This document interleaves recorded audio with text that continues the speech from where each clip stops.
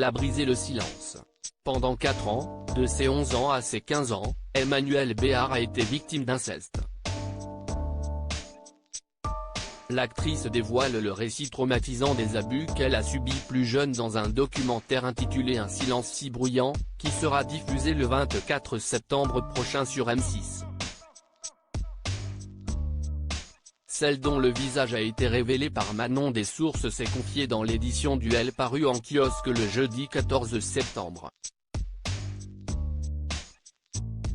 Emmanuelle Béard avait 14 ans lorsqu'elle a eu le courage de le dire à sa grand-mère. Dans un premier temps, j'en ai parlé à ma grand-mère, c'est elle qui m'a sauvé la peau, a-t-elle révélé. C'est plus tard que la comédienne s'est confiée à ses parents, Guy Béard et Geneviève Galéa. Malheureusement, elle n'a pas trouvé d'oreille attentive.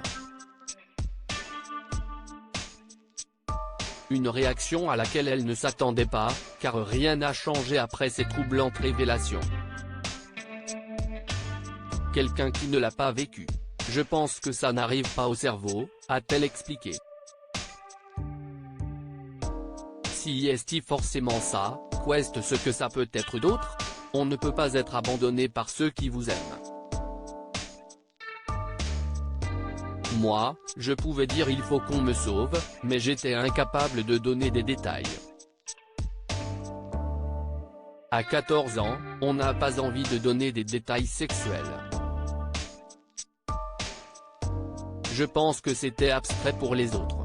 Mais pas question pour l'ancienne épouse de Daniel Auteuil, de ne vouloir à ses parents qui, elle l'espère, réagiront positivement au documentaire. Emmanuelle Béard, qui sont les hommes qui ont marqué sa vie?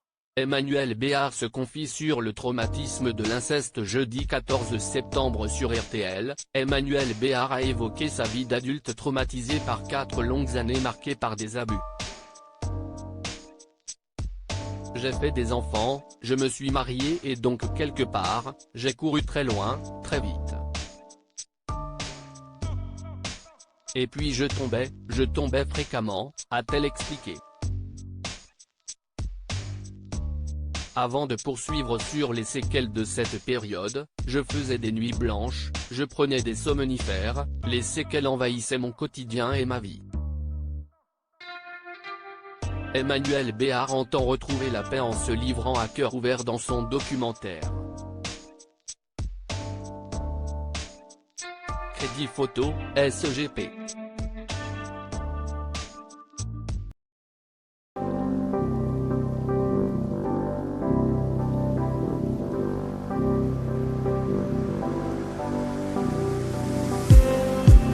Just